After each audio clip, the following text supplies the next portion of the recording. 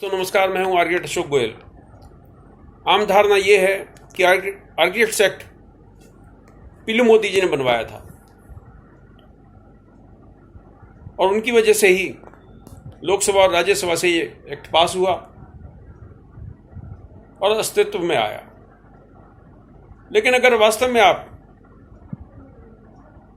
इस एक्ट के बारे में लोकसभा और राज्यसभा में जो चर्चा हुई, जो विचार विमर्श हुआ, जो इस पर आपत्तियां दर्ज की गई, उनका अध्ययन करें तो आपको पता चलेगा कि इस एक्ट को बनवाने, इसकी परिकल्पना करने और इसको पास करवाने में इंजीनियर्स का बहुत बड़ा योगदान है। लोकसभा राज्यसभा में उस समय भी आशंका व्यक्त की गई थी कि जब इंजीनियर्स और नक्शानवीस भवन निर्माण का कार्य सुचारू रूप से कर रहे हैं तो एक नया एक्ट बनाने की क्या जरूरत है। इस एक्ट के बनने से, आर्किटेक्चर सर्विस पे एकाधिकार होने से बहुत सारे इंजीनियर्स और नक्शानवीस बेरोजगार हो जाएंगे। उनके बारे में क्या किया जा सकता है। और बहुत सारे इंजीनियर्स ने बड़े विस्तार से इस बात को समझाया कि ये एक्ट किसी को बेरोजगार करने के लिए नहीं है।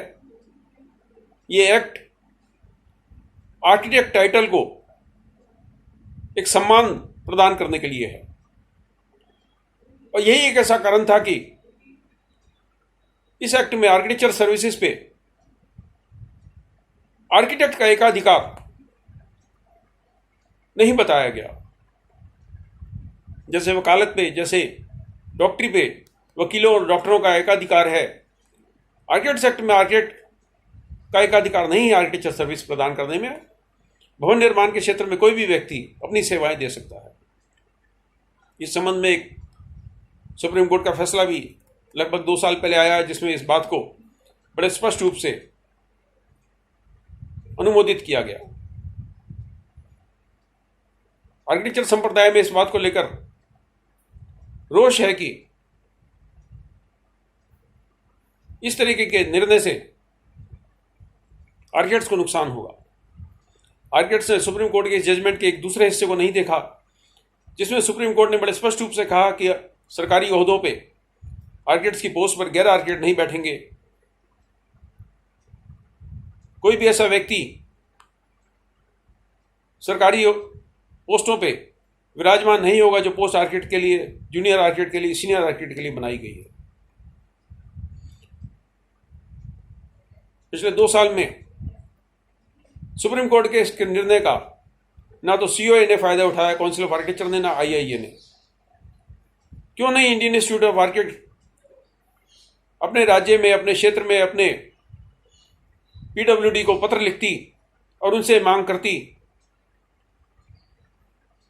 कि जो इंजीनियर्स आर्किटेक्ट पोस्ट पे बैठे हैं उनको हटाकर आर्किटेक्ट्स की नियुक्ति की जाए।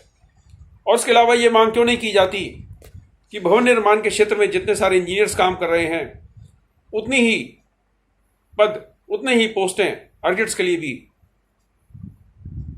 तैयार की जाएं। क्यों नहीं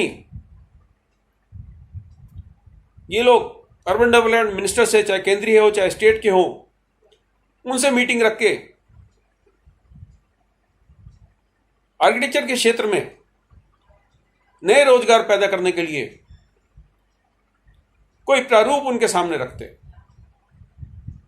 आपको सिर्फ मांग नहीं उठानी है, आपको एक रोड मैप भी उनको तैयार करके देना है कि कौन कौन से क्षेत्र ऐसे हैं जहां पर अगर आप आर्किटेक्ट्स की सर्विसेज लेंगे तो आपको इंजीनियर से बेहतर योजनाएं दे पाएंगे, बेहतर विकल्प दे पाएंगे। सिर्फ सुप्रीम कोर्ट के जजमेंट को कोसने से, आर्किटेक्ट्स एक्ट में अमेंडमेंट की बात करने से आर्किटेक्ट्स का भविष्य सुनहरा नहीं हो जाएगा।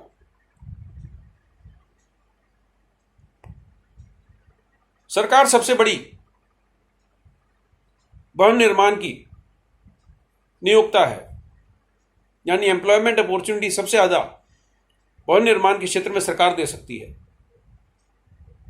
और ये अधिकतर अपॉर्चुनिटीज आज की तारीख में लंबे समय से इंजीनियर्स के पास जा रही हैं, क्योंकि इंजीनियर्स का इन अधिकतर डिपार्टमेंट्स में बोला बाला है। अधिकतर सीनियर पोस्ट पे इंजीनियर बैठे हैं। और हाल ही में काउंसिल ऑफ आर्किटेक्चर की वाइस प्रेसिडेंट सपना कुमार जी का मैं एक वक्तव्य सुन रहा था, जहां उन्होंने कहा कि जब मैं लोगों को बताती हूं कि मैं चीफ आर्किटेक्ट हूं पंजाब की, तो लोगों को समझ नहीं आता। मैं जब उनको बताती हूं जैसे चीफ इंजीनियर होता है वैसे मैं चीफ आर्किटेक्ट हूं, तो वो बात समझ जाते हैं। सपना जी विचलित थी इस बात को लेकर कि आज भी लोग आर्किटेक्ट्स को रिकॉग्नाइज नहीं करते। दोषी कौन है इसके लिए? इंजीनियर्स की तरह तरह की संस्थाएं सक्रिय हैं। इंजीनियर्स के तरह तरह के वीडियोस आपको यूट्यूब पर दिखाई दे जाते हैं। आर्किटेक्चर क्षेत्र में ऐसा नहीं है। संभवतः मैं अकेला ऐसा आर्किटेक्ट हूं जो आर्किटेक्चर और उससे संबंधित लगभग नित्य प्रति वीडियोस तैयार कर रहा हूं। आप YouTube पर जाइए, आप दिखाई दे जाएगा आपको कि कितने सारे इंजीनियर्स भवन निर्माण की बारीकियां बैठ के YouTube पर सिखा रहे हैं। कितने सारे इंजीनियर्स आपको फायदे बता रहे हैं कि क्यों आप आर्किटेक्ट के पास मत जाएं, इंजीनियर के पास जाएं। और हमारे इंडियन इंस्टीट्यूट ऑफ आर्किटेक्ट वाले या इनके पदाधिकारी या इनके सीनियर लीडर्स क्या कर रहे हैं? बिल्डिंग मटेरियल की एग्जीबिशंस लगा रहे हैं।